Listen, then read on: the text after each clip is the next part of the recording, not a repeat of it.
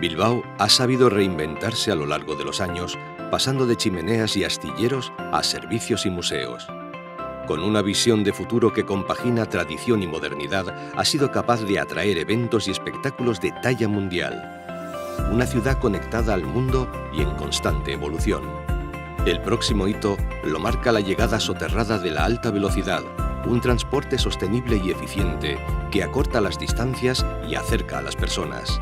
La actual estación de Abando pasa a ser una gran intermodal subterránea, epicentro del transporte vizcaíno, tren, metro, tranvía, taxi y autobús. Nunca antes hacer un transbordo había sido tan fácil.